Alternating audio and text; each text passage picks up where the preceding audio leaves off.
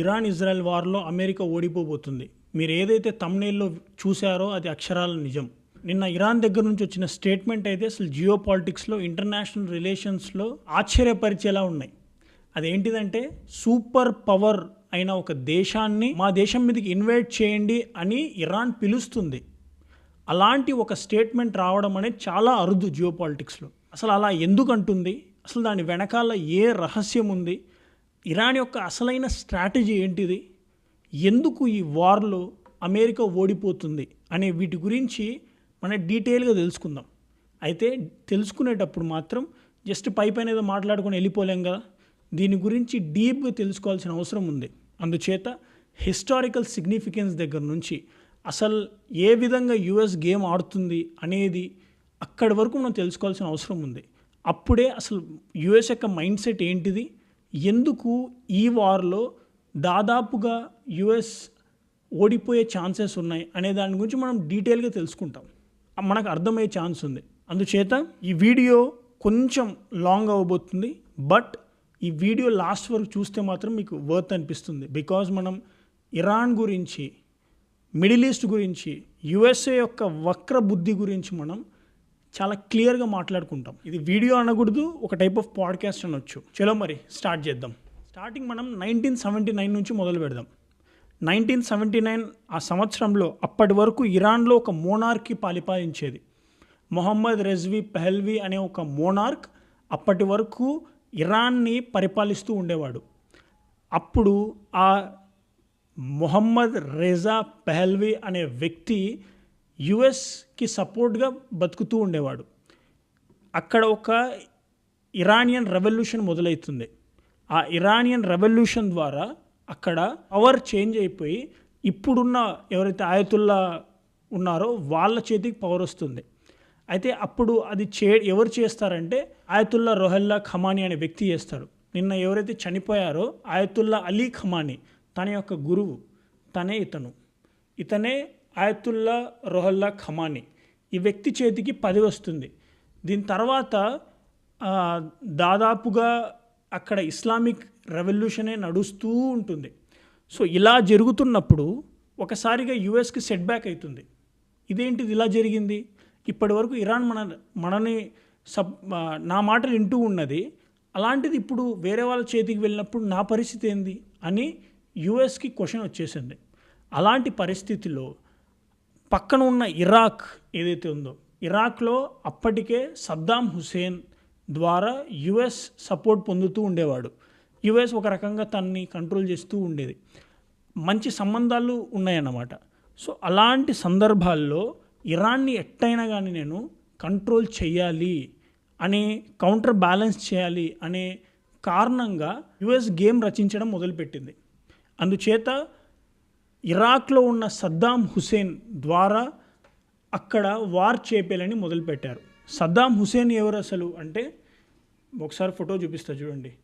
తినే సద్దాం హుసేన్. ఈ సద్దాం హుసేన్ అనే వ్యక్తి ద్వారా యుఎస్ ఇరాన్లోకి వార్ చేపేయడం మొదలు పెడుతుంది. ఇది దాదాపుగా 1980 నుంచి 1988 వరకు జరుగుతుంది. ఈ వార్లో ఎవరు గెలిచారనేది మనం తర్వాత మాట్లాడుకుంటే, అసలు ఈ సద్దాం హుసేన్ అనే వ్యక్తి ఎవరు అనేది గురించి మాట్లాడుకోవాలి. ఈ వ్యక్తి ఇరాక్కి రూలర్గా ఉండేవాడు. ఈ వ్యక్తి గురించి మాట్లాడుకోవాలన్నప్పుడు ఇరాక్ గురించి మాట్లాడుకోవాలి. ఎందుకంటే తను ఇరాక్కి సంబంధించిన రూలరే కాబట్టి. ఇరాక్ యొక్క పాపులేషన్ ఒకసారి చూస్తే మనం దాదాపుగా 65% of the population Sunni majority ఉన్న పాపులేషన్. అసలు ఈ సున్నీ షియా ఏంటో కొంచెం మాట్లాడుకొని మళ్ళీ ఇక్కడికి వద్దాం. ముస్లింలో 2 రకాల సెక్ట్స్ ఉన్నాయి, అంటే 2 రకాల చీలికలు ఉన్నాయి. ఒకటి సున్నీ అయితే ఇంకోటి షియా. ఈ ప్రపంచంలో ఎక్కువ శాతం పాపులేషన్ ఉన్నది సున్నీ మెజారిటీ యొక్క ముస్లిమ్స్ది, దాదాపుగా 90% ఉంటుంది. షియా వచ్చేసరికి దాదాపుగా 10% ఉంటుంది అనుకోండి. అయితే ఈ సౌదీ అరేబియా దేశంలో ఎక్కువ మంది సున్నీలు ఉంటారు. ఈవెన్ మన భారతదేశంలో కూడా సున్నీలు ఎక్కువ ఉంటారు అనుకోండి, అది వేరే టాపిక్. ఇక్కడ షియాలు ఎక్కడ ఎక్కువ ఉంటారంటే ఈ ఇరాన్ మరియు ఇరాక్లోనే కొంచెం ఎక్కువ ఉంటారు. అయితే ఇరాక్లో ఎక్కువ శాతం పాపులేషన్ షియా సంబంధించిన వాళ్ళదే ఉంది. ఎంత? 65%. అయినప్పటికీ తన యొక్క రూలర్ ఒక సున్నీ సంబంధించిన వ్యక్తి అయ్యాడు. తనే సద్దాం హుసేన్. అయితే తిను అమెరికా యొక్క సపోర్ట్తో అక్కడ పాలన నడుపుతూ ఉన్నాడు. ఇప్పుడు అమెరికా ఏమనుకున్నదంటే ఇరాన్లో మనకు ఎలాగో ఇబ్బంది ఉంది కాబట్టి ఇరాక్ సద్దాం హుసేన్ ద్వారా మనం ఇరాన్లోకి పెనిట్రేట్ అయ్యి అక్కడ మనం వార్ చేపియాలి, తద్వారా మనం ఇరాక్ని కౌంటర్ బ్యాలెన్స్ చేయాలి అని అనుకుంది. అందుచేత దాదాపుగా 1980 నుంచి 1988 వరకు చాలా పెద్ద ఎత్తున వారే జరిగింది. అట్ ద ఎండ్ వచ్చిన గోల్ ఏంటిదంటే కాస్త మేరకు ఇరాన్ శాంతి పడింది అని అనుకున్నారు ఎవరు, యుఎస్. సో ఈ విషయం ఇట్లా ఉంటే అయితే ఇప్పుడు యుఎస్కి మిడిల్ ఈస్ట్లో ఇంకా ఫ్రెండ్స్ ఎవరున్నారు అంటే సౌదీ అరేబియా కూడా ఒక ఫ్రెండే. అండ్ సౌదీ అరేబియాలో ఉన్న పాపులేషన్ ఏంటిది, సున్నీ. సో ఇలాంటప్పుడు కొన్ని ఇబ్బందులు వస్తాయా లేదా, ఎందుకంటే సున్నీ మెజారిటీ పాపులేషన్ సౌదీ ఉంది, ఇటు ఇరాక్ ఉంది. వీళ్ళ మధ్య రాబోయే రోజుల్లో గొడవలు వస్తాయి, అది ఎలా అనేది మనం మాట్లాడుకుందాం. సో అలా అక్కడున్న అంటే మిడిల్ ఈస్ట్లో ఉన్న రీజియన్స్ని బ్యాలెన్స్ చేయాలి అనే కారణంగా యుఎస్ ఇరాన్కి వార్ నేర్పిస్తుంది దాదాపు 8 సంవత్సరాలు. అయితే ఈ వార్ ఇరాక్కి మధ్య వార్ ఏదైతే జరుగుతుందో ఈ వార్కి సంబంధించి వెనకాల మొత్తం యుఎస్ఏ సపోర్ట్ చేస్తుంది. ఇరాక్కి కావాల్సిన అమ్యునేషన్, కావాల్సిన వెపన్స్, కావాల్సిన కెమికల్ వెపన్తో సహా అమెరికానే సప్లై చేసింది. సప్లై చేసి ఇరాన్ని చాలా పెద్ద ఎత్తున ఇబ్బంది పెట్టడం జరుగుతుంది ఆ రోజుల్లో. ఇటు ఇరాక్లో జనాలు చచ్చిపోతారు, అటు ఇరాన్లో కూడా చచ్చిపోతారు. యువతల ఆయుధాలని అమ్మిన అమెరికా మాత్రం సంతోషంగా ఉంటుంది. ఈ దేశం ఎప్పటి నుంచో ఇదే చేస్తూ ఉంది. సో ఇలా రెండు వైపుల క్యాజువాలిటీస్ వస్తాయి. దాదాపు 8 సంవత్సరాల వార్ జరిగిన తర్వాత అమెరికా అనుకుంటుంది మనం ఎంతో కొంత ఇరాన్ని కౌంటర్ బ్యాలెన్స్ చేశాం, this is very happy moment అనుకుని అక్కడి నుంచి వెళ్ళిపోతుంది. అయితే సద్దాం హుసేన్ అంటే ఇరాక్ ఇప్పుడు యుఎస్కి ఒక ఇంపార్టెంట్ స్ట్రాటజిక్ పార్ట్నర్గా మారిపోతాడు. ఇది సౌదీ అరేబియా తీసుకోలేకపోతుంది. ఎందుకు, అది కూడా సున్నీయే, ఇక్కడ సద్దాం హుసేన్ కూడా సున్నీయే. కాబట్టి ఇక్కడ కొన్ని ఇబ్బందులు మొదలైతాయి అప్పటికే. ఇది ఇలా నడుస్తున్నప్పుడు దాదాపుగా 1991లో యుఎస్ఎస్ఆర్ అంటే ఇప్పటి రష్యా, అప్పటి సోవియట్ యూనియన్ కొలాప్స్ అయిపోతుంది. కొలాప్స్ అయిపోయినప్పుడు అప్పటి వరకు ఇటు యుఎస్ఎస్ఆర్, అమెరికా ఈ రెండు మాత్రమే పెద్ద సూపర్ పవర్స్, వీళ్ళు ఇద్దరికి పడకుండా ఉండేది. దాన్నే మనం కోల్డ్ వార్ అంటాం. అలాంటి పీరియడ్ నడుస్తున్నప్పుడు ఎప్పుడైతే అప్పటి సోవియట్ యూనియన్ కొలాప్స్ అయిపోతుందో అప్పుడు బైపోలార్ వరల్డ్ కాస్త యూనిపోలార్ వరల్డ్ మారిపోతుంది. అంటే యుఎస్ ఏదైతే ఉందో అమెరికానే ఇప్పుడు ఒక సూపర్ పవర్, దాన్ని మించిన దేశం ఇంకోటి లేదు అనే స్థాయికి వెళ్ళిపోతుంది. అలా వెళ్ళినప్పుడు గల్ఫ్ వార్ ఒకటి జరుగుతుంది. ఆ గల్ఫ్ వార్లో కూడా అమెరికా తన యొక్క మిలిటరీ యొక్క క్యాపబిలిటీని చూపించి నా అంత తోపు ఇంకెవడు లేడు అన్నట్టు చూపించుకుంటుంది. సో ఇది ఇలా జరుగుతున్నప్పుడు ఒక 10 సంవత్సరాల తర్వాత దాదాపుగా 2001లో అనుకుంటా, ఎప్పుడైతే 9/11 అటాక్ జరుగుతుందో అమెరికాలో ట్విన్ టవర్స్ మీద, ఆ ఇన్సిడెంట్ జరిగినప్పుడు అమెరికాకి చాలా పెద్ద సెట్ బ్యాక్. ఎందుకంటే అమెరికా లాంటి ఒక దేశం మీద ఆఫ్ఘనిస్తాన్లో ఉన్న తాలిబాన్, అల్ ఖైదా లాంటి ఉగ్రవాద సంస్థలు అమెరికాని అటాక్ చేసినాయి అనడం పెద్ద ఇష్యూ. అమెరికా దానికి ఎలాగైనా కానీ ప్రతీకారం తీర్చుకోవాలని ఫిక్స్ అయిపోద్ది. ఆ ప్రతీకారం తీర్చుకోవాలనే దిశలోనే ఈసారి నేను ఆ దేశంకి ఈ దేశంకి సపోర్ట్ చేయను, డైరెక్ట్గా నేనే వార్ ఫీల్డ్లోకి దిగుతా. దాన్నే బూట్స్ ఆన్ గ్రౌండ్ అంటారు. అంటే డైరెక్ట్గా ఆర్మీని అక్కడ దింపడం. అలా ఆఫ్ఘనిస్తాన్ మీదకి దండయాత్రకి వెళ్ళిపోతుంది, ఇన్వేడ్ చేయడానికి వెళ్తుంది. అలా 2001 నుంచి మొన్న 2021 వరకు దాదాపుగా 20 సంవత్సరాలు అలుపెరగని పోరాటం అనుకోండి, $1 ట్రిలియన్ ఖర్చు పెడుతుంది. ఏమైంది, ఆఫ్ఘనిస్తాన్లో ఓడిపోయింది. ఆఫ్ఘనిస్తాన్లో అమెరికానే కాదు, ఒకప్పుడు బ్రిటిష్ హిస్టరీలో చూసుకుంటే బ్రిటిష్ కూడా ఎంతో ఇబ్బందులు పడింది. చివరికి ఇక్కడ ఒక రాజుని పెట్టేస్తే ఆ రాజుని చంపేస్తారు ఆఫ్ఘనిస్తాన్లో ఉన్న జనాలు. ఆఫ్ఘనిస్తాన్ టెరైన్ అనేది అంత ఈజీ కాదు ఎవరికి కూడా. సేమ్ సిచ్యువేషన్ మొన్న అమెరికా కూడా జరిగింది. తాలిబాన్లు వచ్చి తిరిగి మళ్ళీ అమెరికా నుంచి ఆఫ్ఘనిస్తాన్ని ఆక్రమించుకోవడం జరిగింది. మనం ఇది చూసాం కూడా. అమెరికా 30 రోజులు సమయం అడిగింది, మేము ఎక్కడి నుంచి వెళ్ళిపోవడానికి నాకు సమయం ఇవ్వండి. తాలిబాన్ చల్ వారం అంటే వారం సమయం ఇస్తున్నాను, వితిన్ 1 వీక్లో అక్కడ నుంచి పంపించడం జరుగుతుంది. సో ఏమైంది, ఎంతో డబ్బు, ఎంతో ట్రిలియన్స్ ఆఫ్ డాలర్స్ ఖర్చు పెట్టినా కూడా ఏం ఉపయోగం లేకుండా పోయింది అమెరికాకి. అయితే ఎప్పుడైతే అమెరికాకి ఇన్వేట్ చేయడానికి ఆఫ్ఘనిస్తాన్ మీదకి సహాయం చేసింది సద్దాం హుసేన్ కూడా ఒకరు. సద్దాం హుసేన్ అంటే ఇరాక్కి సంబంధించిన రూలర్. సో సద్దాం హుసేన్ ఏమన్నాడంటే ఆ టైంలో 2003 ఆ సమయంలో, సో నేనే సున్నీ సూపర్ పవర్గా ఉండాలి, అలా నువ్వు నాకు సపోర్ట్ చేయాలని యుఎస్ని అడుగుతూ ఉండేవాడు. యుఎస్ దానికి అంగీకరించేది కాదు. ఎందుకు అంటే ఇక్కడ సౌదీ అరేబియా కూడా ఒక సున్నీ దేశం కాబట్టి సౌదీ అరేబియా అమెరికా మీద ప్రెషర్ చేస్తుంది, వాడు కొంచెం ఎగురుతున్నాడు, నా పరిస్థితి ఏంది, వాడిని న్యూట్రలైజ్ చేయని.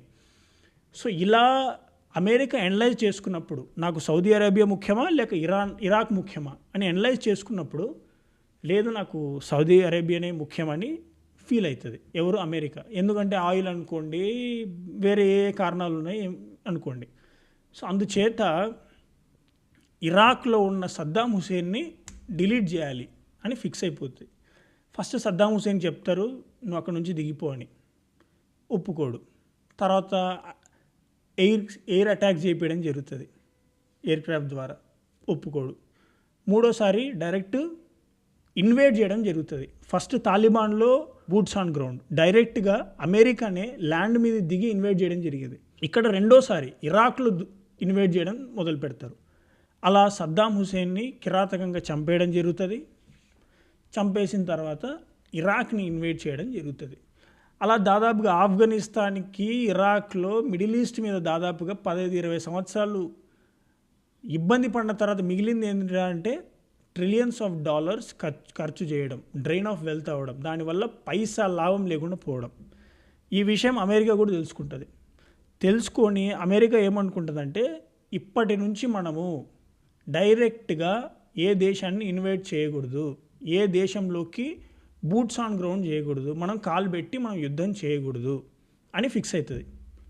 నెక్స్ట్ అమెరికా నేర్చుకునేది ఏంటంటే మనం ఏదైనా వార్ చేయాలంటే వీళ్ళిద్దరి మధ్య గొడవలు పెడదాం, వాళ్ళిద్దరిని కొట్లాడుకునేలా చేద్దాం. ఒక దేశానికి కావాలంటే మన మిత్ర దేశానికి మనం వెపన్స్ రూపంలోనో, అమ్యునేషన్ రూపంలోనో, కెమికల్ వెపన్ రూపంలోనో వాళ్ళకి సహాయం చేద్దాం. తద్వారా డబ్బులు సంపాదించుకుందాం, మన యొక్క ఆబ్జెక్టివ్ ఏదైతే ఉందో అది కూడా ఫుల్ఫిల్ చేసుకుందాం అని ఫిక్స్ అవుతుంది. ఒక రకంగా చెప్పాలంటే వాడు ఫైట్ చేస్తున్నాడు అనుకోండి, వాడి భుజాల మీద గన్ పెట్టడం, సస్తే వాడు చస్తాడు, మనం చావం కదా అనుకునే మెంటాలిటీ యుఎస్ది అలా తయారైపోయింది. సో ఇలాంటి మైండ్ సెట్ ఉన్న యుఎస్కి ఎగ్జాంపుల్ మీరు ఇప్పుడు యుక్రెయిన్ రష్యాని తీసుకోండి. ఏమైంది, యుక్రెయిన్ ఏదైతే ఉందో యుక్రెయిన్ని వెనక నుంచి అమెరికా సపోర్ట్ చేస్తుంది, డబ్బు రూపంలో, వాళ్ళకి కావాల్సిన అమ్యునేషన్ రూపంలో, వెపన్స్ రూపంలో. లేదంటే యుక్రెయిన్ నిలబడలేదు రష్యా మీద. యుక్రెయిన్ ఎంత రష్యా ముందు, రష్యా యుక్రెయిన్కి ఎప్పుడో చెప్పేసింది నువ్వు నాతో 5 సంవత్సరాలు కాదు 25 సంవత్సరాలు ఫైట్ చేస్తా అంటే చెయ్యి, నువ్వు ఎంతరా, నేను అమెరికాతోనే 50 సంవత్సరాలు కొట్లాడినా, నువ్వు ఎంత నాతో అని డైరెక్ట్గా చెప్తుంది రష్యా. ఈ జెలెన్స్కీ మొన్న మీరు చూసుకుంటే జనవరిలో ట్రంప్ దగ్గరికి పోయి ఆయన నాతో సీజ్-ఫైర్ చెప్పాయా పుతిన్తో అని చెప్పిండు. ఏమైంది, సీజ్-ఫైర్ చెప్పడానికి ఒప్పుకోవట్లేదు అటు పుతిన్ కానీ ఇటు ట్రంప్ కూడా. ట్రంప్ చూద్దాం జూన్ దాకా ఆగని చెప్పడం జరిగింది. ఇది నడుస్తూనే ఉందనుకోండి. సో నేను చెప్పేది ఏంటంటే ఇప్పుడు డైరెక్ట్గా యుఎస్ అనేది బూట్స్ ఆన్ గ్రౌండ్ నేల మీద దిగి ఇన్వేట్ చేయట్లేదు. అదన్నీ పాత రోజులు, దానివల్ల డబ్బులు నష్టపోతున్నామని ఫిక్స్ అయిపోయింది. సో అందుచేత ఆ విధంగా జరుగుతుంది. అంతెందుకు, రీసెంట్ సినారియో ఇప్పుడు ఇజ్రాయెల్ ఇరాన్ వార్ చూసుకోండి, దీంట్లో అమెరికా డైరెక్ట్గా ఇన్వాల్వ్ అవ్వలేదు, డైరెక్ట్గా ఇన్వాల్వ్ అయింది ఇజ్రాయెల్. బట్ ఇజ్రాయెల్కి వెనక నుంచి సపోర్ట్ చేస్తున్నది అమెరికా. అయితే ఇక్కడ ఇరాన్ యొక్క స్ట్రాటజీ చాలా డిఫరెంట్గా వర్క్ అవుతుంది. ఏ విధంగా అంటే ఇందాక మనం మాట్లాడుకున్నట్టుగా చాలా డిఫరెంట్గా. సో దాని గురించి మాట్లాడుకోకుండా ముందు చూసుకుంటే ఉక్రెయిన్ రష్యాతో ఇబ్బంది పెట్టింది, దాని తర్వాత బంగ్లాదేశ్లో ప్రభుత్వం పోయేలా చేసింది అమెరికా, నేపాల్లో పోయేలా చేసింది. దాని ఇష్టం వచ్చినట్టు చేసుకుంటే వెళ్తుంది అబ్బా అమెరికా, దాని వైఖరి ఇది. ఎందుకు నేను ఇలా చెప్తున్నానంటే ఇక్కడ ఈ పాయింట్ స్ట్రెస్ చేస్తున్నానంటే ఒకప్పుడు సద్దాం హుసేన్ ద్వారా పని చేయించుకొని తర్వాత సద్దాం హుసేన్ని చంపేయడం జరిగింది. అంటే నీ పని అయిపోయిన తర్వాత నేను వాడుకొని నేను ఇసిరేయడం జరుగుతుంది. అలాంటి వ్యక్తిత్వం ఉన్న దేశం యుఎస్. ఇప్పుడు ఇరాన్ యొక్క స్ట్రాటజిక్ క్యాలిక్యులేషన్స్ ఏ విధంగా ఉన్నాయని చూద్దాం. గత వారం రోజుల నుంచి యుద్ధం జరుగుతూనే ఉంది. ఇరాన్ స్టార్టింగ్ ఏం చేసిందంటే యుద్ధాన్ని ప్రొలాంగ్ చేయాలని అంటుంది. ఇప్పటి నుంచి ఎందుకు యుద్ధాన్ని ప్రొలాంగ్ చేయాలని ఉంటుంది, యుఎస్ని ఎందుకు ఇన్వైట్ చేయమని చెప్తుందంటే ఇరాన్ చాలా కేర్ఫుల్గా జియో పాలిటిక్స్ని గత 10 సంవత్సరాల నుంచి గమనిస్తూ వచ్చింది. ఇరాక్ వార్ కానివ్వండి, తాలిబాన్ వార్ కానివ్వండి, దాని తర్వాత మొన్న జరిగిన రష్యా యుక్రెయిన్ వార్ కానివ్వండి, ఇవి నడుస్తూనే ఉన్నాయి. ఎన్ని రోజులైతే నువ్వు బ్యాటిల్ గ్రౌండ్లో ఉంటావో, ఎన్ని రోజులైతే నువ్వు వార్ని కొనసాగిస్తావో అన్ని రోజులు నీ డబ్బులు పోవాల్సిందే అమెరికాకి తప్ప ఇంకోటి లాభం లేదు. అందుచేత కావాలని వసగొల్పుతుంది ఇరాన్ అమెరికాని రమ్మని. ఇలా చేయడం ద్వారా వచ్చే లాభం ఏంటిది ఇరాన్కి అంటే, ఇప్పటికే ఇరాన్ మిడిల్ ఈస్ట్ దేశాల్లో ఉన్న అమెరికాకి సంబంధించిన మిలిటరీ బేసెస్ని, అమెరికాకి సంబంధించిన సిఐఏ స్టేషన్స్ని మొత్తాన్ని సర్వనాశనం చేయడం జరిగింది. ఓకే, దాంతోపాటు ఇంపార్టెంట్ రూట్ అయిన స్ట్రెయిట్ ఆఫ్ హార్మోజ్ని కూడా బ్లాక్ చేయడం జరిగింది. సో ఇలాంటి స్థితిలో చేయడం ద్వారా ఇప్పుడు మళ్ళీ అమెరికా కొత్తగా ఇవన్నీ నిర్మించుకోవాలంటే, మిలిటరీ బేసెస్ కానీ నిర్మించుకోవాలంటే చాలా డబ్బుతో కూడుకున్న పని. ఫర్ ఎగ్జాంపుల్ మీకు ఒక చిన్న ఇన్సిడెంట్ చెప్తా చూడండి. ఇరాన్ యూజ్ చేసింది షాహిద్ డ్రోన్స్, అంటే డ్రోన్స్ని యూజ్ చేసింది. ఈ డ్రోన్స్ అనేవి చాలా తక్కువ డబ్బుతో, చాలా తక్కువ ఖర్చు అవుతుంది. అదే మీరు చూసుకున్నట్లయితే ఒక డ్రోన్ తయారు చేయడానికి మీకు 30 లక్షలు అయిందనుకోండి, దాన్ని కౌంటర్ చేయడానికి ఏదైతే మిసైల్ యూజ్ చేస్తున్నారో ఆ మిసైల్ యొక్క కాస్ట్ 30 కోట్లు. అంత ఎక్కువ డబ్బులు ఖర్చు చేయడం జరుగుతుంది. అయితే అంత ఖర్చు పెట్టినా కూడా కొన్ని అవుతున్నాయి, కొన్ని కౌంటర్ అవ్వలేకపోతున్నాయి. కొన్ని చోట్ల ఇరాన్కి సంబంధించిన డ్రోన్లు వెళ్ళి, ఇప్పుడు ఖతార్లో మీరు చూసుకున్నట్లయితే, అరేబియాలో, సౌదీ అరేబియాలో చూసుకున్నట్లయితే మిలిటరీ బేసెస్ ఏవైతున్నాయి దాన్ని సర్వనాశనం చేయడం జరిగింది. ఇదేది పైన మిసైల్స్ డిటెక్ట్ చేసేది ఏదైతుందో అది. సో తద్వారా ఎక్కువ లాస్ అయిపోయింది. సో ఈ మిలిటరీ సంబంధించిన డ్యామేజ్ ఏదైతే అయిందో, ఈ మిలిటరీ బేసెస్ని మళ్ళీ నిర్మించుకోవాలంటే చాలా డబ్బుతో కూడుకున్న పని. ఒకటి, మళ్ళీ డబ్బులతో పెట్టి చేయాలంటే మళ్ళీ డ్రైన్ ఆఫ్ వెల్త్ అవుతుంది. ఇందాక మనం మాట్లాడుకున్న కాన్సెప్ట్ మళ్ళీ ఇక్కడికి వస్తుంది. 2, అంత డబ్బులు ఖర్చు పెట్టి చేయాలన్నా కూడా టైం పడుతుంది. ఆ టైం పడే లోపల పైన యుక్రెయిన్ రష్యాతో వార్ నడుస్తుంది. సో అక్కడ చూడాల్సిన సమయం ఉంది. ఇక్కడే కూర్చుంటే సరిపోదు కదా, అక్కడ కూడా ప్రాబ్లం అయిపోద్ది. అందుకని ఇరాన్ అమెరికాను వసగొల్పుతుంది. ఇదొక పాయింట్ అనుకుంటే, సెకండ్ది ఏంటంటే, నిజంగా అమెరికా వస్తుందా వసగొలిపితే, అంత ఎర్రిదే అంటే, అమెరికాకి డొనాల్డ్ ట్రంప్ అనే వ్యక్తి ఉన్నాడు. ఈ డొనాల్డ్ ట్రంప్ అనేవాడు ఎవడంటే మెంటల్లీ అన్స్టేబుల్. డొనాల్డ్ ట్రంప్ యొక్క సైకలాజికల్ ప్రొఫైల్ తెలిసిన వ్యక్తి ఎవరైనా కూడా ఈజీగా చెప్పేస్తాడు, డొనాల్డ్ ట్రంప్ అనే వ్యక్తి ఒక నార్సిసిస్ట్. అంటే వాడే తోపు అనుకుంటూ బతుకుతుంటాడు. డొనాల్డ్ ట్రంప్ అనే వ్యక్తి షార్ట్ టెంపర్ వ్యక్తి. డొనాల్డ్ ట్రంప్ అనే వ్యక్తి ఒక ప్రెసిడెంట్కి ఏదైతే లక్షణాలు ఉండాలో ఏం లేవు. ఈ వ్యక్తి పిల్లోడు మాదిరిగా పొద్దున్నే లేచి ఈరోజు ఏదో ఒకటి నేను కొత్త పని చేయాలా అనే టైపు. ఈ వ్యక్తి ముందుకు ఎవడని వచ్చి ఛాలెంజ్ చేస్తే ఈ వ్యక్తి సైలెంట్గా ఉండలేడు. సో ఇలాంటి వ్యక్తిత్వం ఉన్న వ్యక్తి డొనాల్డ్ ట్రంప్ అనేవాడు. ఒక దేశానికి కావాల్సింది స్ట్రాటజిక్ స్టెబిలిటీ. ఈ వ్యక్తి దగ్గర అసలు ఇది ఏం లేనేలేదు. మొన్న ఏదో వీడియో వచ్చింది సోషల్ మీడియాలో. ఇతను ఏదో ఒక ఇండస్ట్రీ దగ్గరకు ఇక్కడికి వెళ్ళాడు. అక్కడ ఉన్న ఒక వ్యక్తి తినని సంథింగ్ ఏదో అంటుంటే తను విచిత్రంగా ఏదో సింబల్ చూపించి ఆ వ్యక్తిని ఇన్సల్ట్ చేయడానికి ట్రై చేస్తున్నాడు. అంటే ఇతని మైండ్ సెట్ సరిగ్గా లేదు. ఇతన్ని వసగొలిపితే డైరెక్ట్ దూకేస్తాడు ఇతను. ఆ విధంగా ఉంది ట్రంప్ యొక్క వ్యక్తిత్వం. ఇంక దీనికన్నా మనం ఎక్కువ చెప్పకూడదు. మెంటల్లీ అన్స్టేబుల్ అంటే సరిపోతుంది. సో ఇలాంటి వ్యక్తి పదవిలో రాకముందు ఎవరైతే ఈ రిపబ్లికన్స్ ఉన్నారో, అంటే రిపబ్లికన్స్ అంటే ఇతని పార్టీ, ఇతను రాకముందు ఎలాంటి వార్ చేయడు, ఇప్పుడున్న ఎకనామిక్ స్టెబిలిటీ తీసుకొస్తాడు, ఎలాంటి వార్ చేయకుండా. అమెరికాలో చాలా బలమైన ఆర్థిక ఎకనామికల్ ప్రాస్పెరిటీని మళ్ళీ తీసుకొచ్చి మేక్ అమెరికా గ్రేట్ అగైన్ చేస్తాడు అని చెప్పడం జరిగింది. దాంట్లో మొట్టమొదటిది వార్లే చేయడు అని. ఇక్కడ చూస్తే వార్సే చేస్తున్నాడు. ఓకే.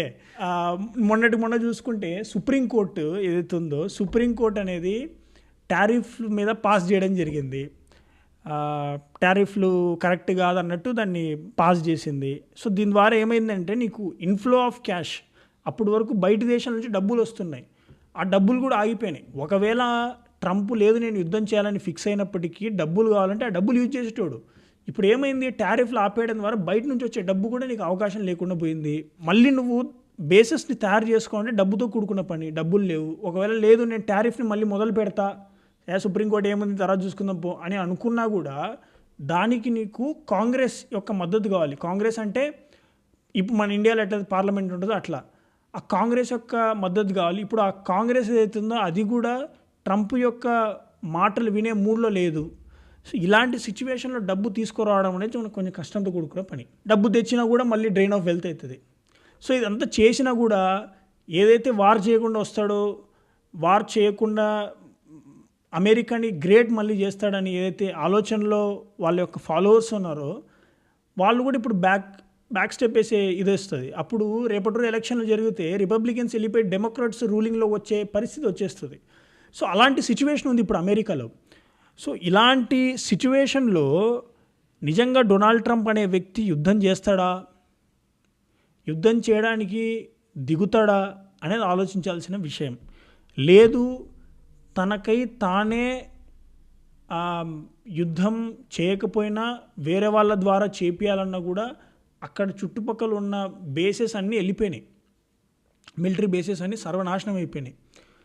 తను కొత్తగా ఏదైనా తయారు చేసుకోవాలి అంటే మిసైల్స్ని లాంచ్ చేయాలన్నప్పటికీ అటు వాళ్ళు ఇరాన్ వాళ్ళు యూజ్ చేసే డ్రోన్స్ కన్నా వీళ్ళ యొక్క మిసైల్స్ అనేవి చాలా కాస్ట్లీ అయిపోయినాయి. సో ఇలాంటి సినారియోస్లో చాలా ఇబ్బంది అయిపోద్ది ఒకటి. నెక్స్ట్ వచ్చేసరికి అమెరికా ఎప్పుడైనా కూడా మీరు అమెరికా గురించి కొంచెం బ్యాక్ వెళ్ళి అమెరికా యొక్క మిషన్స్ గురించి, అమెరికా యొక్క హిస్టరీ గురించి చదివితే మీకు ఒక విషయం క్లియర్గా అర్థమవుతుంది. అమెరికా ఎప్పుడైనా కానీ వార్కి దిగక ముందే ఎండ్ గోల్ ఏదైతుందో గోల్ని ఫిక్స్ చేసుకుంటుంది.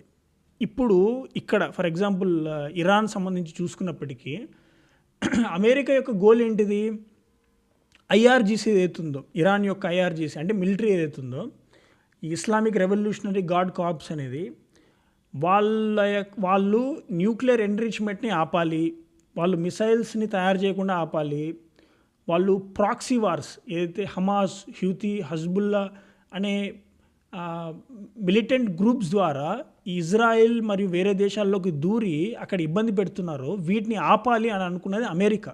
దీని యొక్క ఎండ్ గోల్ అదే. అది ఇప్పటికిప్పుడు ఇరాన్ చేస్తా నేను ఆపేసి చేస్తా అంటే అమెరికాకి సంబంధించిన ట్రంప్ ఆపేస్తాడు యుద్ధం, కానీ అది చేయదు ఇరాన్ అది చేయకపోగా నువ్వే ఇంకా రా అని ఇన్విటేషన్ ఇస్తుంది అమెరికాకి, వారికి రా నా దగ్గర ఇన్వైట్ చేయని చెప్తుంది. సో ఇలాంటి సినారియోస్లో ఏం జరుగుతుందని చూడాల్సిన విషయం అసలు ఏం జరుగుతుంది అనేది ఒకటి. నెక్స్ట్ వచ్చేసరికి లాస్ట్ అమెరికా ప్రపంచానికి మొత్తానికి నెట్ సెక్యూరిటీ ప్రొవైడర్గా ఉంది. నీకు సెక్యూరిటీ కావాలని నేను ఇస్తాను, నువ్వు నా ద్వారా నీకు సెక్యూరిటీ కావాలని నీకు సెక్యూరిటీ ఇస్తా అని యూరప్ దేశాలని, మిడిల్ ఈస్ట్ దేశాలని, సౌత్ ఈస్ట్ దేశాలని వాళ్ళ యొక్క దాంట్లో పెట్టుకున్నది. ఎగ్జాంపుల్ మీరు ఇప్పుడు అలాంటి సిచ్యువేషన్లో చూస్తే ప్రపంచ దేశాలు కూడా రీథింక్ చేసే దాంట్లోకి వెళ్ళిపోయినాయి. ఎందుకు నేను ఈ విషయం అంటున్నా అంటే ఇప్పుడు ఏదైతే ఇరాన్ ఒక స్ట్రాటజీతో అమెరికా యొక్క బేసెస్ మీద టార్గెట్ చేసి సర్వనాశనం చేసిందో ఇవన్నీ చూసిన తర్వాత ఏ దేశమైనా కానీ రీథింక్ చేస్తుంది. ఎందుకంటే ఇప్పుడు యూరప్ తీసుకోండి, ఫర్ సపోజ్ యూరప్లో ఎప్పటి నుంచో రష్యా యుక్రెయిన్ సంబంధించిన వార్ జరుగుతుంది. ఒకవేళ ఇది ఇంకా జరిగితే ముందుకు వెళ్తే రష్యా తన యొక్క స్ట్రాటజీని మార్చుకొని ఇరాన్ యొక్క స్ట్రాటజీని అలవర్చుకొని రష్యా తిరిగి యూరప్ యొక్క బేసెస్ మీద టార్గెట్ చేసి యూరప్లో ఉన్న అమెరికన్ బేసెస్ని సర్వనాశనం చేసింది అనుకోండి, అప్పుడు యూరప్ కూడా ఇబ్బంది పడుతుంది ఒకటి. అలా చేస్తే second target south east Asia అవుతుంది. సౌత్ ఈస్ట్ ఏషియాలో ఎక్కడ అనుకుంటున్నారా, సౌత్ ఈస్ట్ ఏషియాలో ఏదైతే అమెరికాకి సంబంధించిన అంబ్రిల్లా సెక్యూరిటీ కింద ఉన్నాయో దేశాలు, Japan, south Korea, Vietnam, some part of Vietnam, New Zealand, Australia, ఇలాంటి దేశాల్లో కూడా అమెరికాకి సంబంధించిన మిలిటరీ బేసెస్ ఉన్నాయి.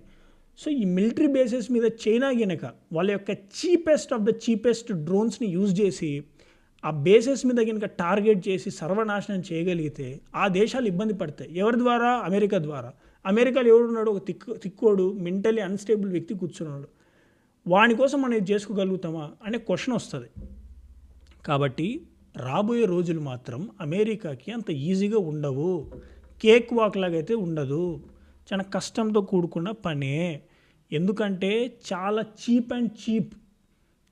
చీప్ డ్రోన్స్తో అమెరికాకి సంబంధించిన పెద్ద 10x 20x ఇంకా ఎక్కువ ఉంటుందేమో అంత ఎక్స్ క్యాపబిలిటీతో ఉన్న మిలిటరీ బేసెస్ని సర్వనాశనం చేసి వదిలేయి. సో ఇలాంటి సమయంలో డబ్బులు పోతున్నాయి, పైనుంచి దేశం యొక్క ప్రతిష్ట పోతుంది. ఇలాంటి సమయంలో ఎవరైనా కానీ క్వశ్చన్ వేసుకుంటారు, is it really friendship worthy or not అనేది. సో ఇక్కడ రాబోయే రోజుల్లో ఏమవుతుంది అనే దాన్ని మనం చూడాల్సిన విషయం అయితే ఉంది ఒకటి. నెక్స్ట్ అదే అంటే రీసెంట్గా ఒక రిపోర్ట్ యుఎస్ ఒక రిపోర్ట్ ఇవ్వడం జరిగింది, US national security strategic document అని. దాంట్లో స్వయాన ట్రంప్ ఏం చెప్పడం జరిగిందంటే, మేము ఇంకా రాబోయే రోజుల్లో వేరే దేశాలకి సెక్యూరిటీకి సంబంధించిన ఎలాంటి ఇవి ఇవ్వలేము, ఎందుకంటే ఇప్పటికే మాకు డ్రైన్ ఆఫ్ వెల్త్ చాలా అయిపోయింది. కాబట్టి ఈ సెక్యూరిటీ థ్రెట్కి సంబంధించి మేము ఇప్పటి వరకు చాలా పెద్ద ఎత్తున సెక్యూరిటీ ఇస్తూ వచ్చాం ప్రపంచ దేశాల్లో చాలా దేశాలకి, వాళ్ళకందరికీ మేము ఇవ్వలేమని చెప్పింది. ఇలాంటి సమయంలో చాలా దేశాలు రీథింక్ చేసుకునే ఇది ఉంది, నిజంగా మేము అమెరికాతో వెళ్ళాలా లేదా అనేది. సో ఇందుచేత రాబోయే రోజుల్లో ఏమవుతుంది ఏందనేది వేచి చూడాల్సిన విషయం. ఒకటైతే ఖచ్చితంగా చెప్తా, అమెరికాకి మాత్రం కేక్ వాక్ లాగా ఉండదు. అమెరికా రాబోయే రోజుల్లో ఇబ్బంది పడాల్సిందే, ఇబ్బంది పడే అవకాశాలు పెరిగే ఛాన్సెస్ చాలా చాలా చాలా చాలా ఉన్నాయి. Let's see what will happen. మీకు ఈ వీడియో మాత్రం నచ్చినట్లయితే ప్లీజ్ ఛానల్ని సబ్స్క్రైబ్ చేసుకోండి. ఇలాంటి మరిన్ని in detail international relation geopolitical సంబంధించిన వీడియోస్ కావాలి అంటే కింద కామెంట్ చేయండి. అండ్ ఎస్, మీ ఫ్రెండ్స్కి ఈ వీడియోని షేర్ చేయండి, కుదిరితే ఒక లైక్ చేయండి. నెక్స్ట్ ఇంకో మంచి వీడియోలో మళ్ళీ కలుద్దాం. Thanks for watching. ఖుదాఫీజ్ అండ్ జై హింద్.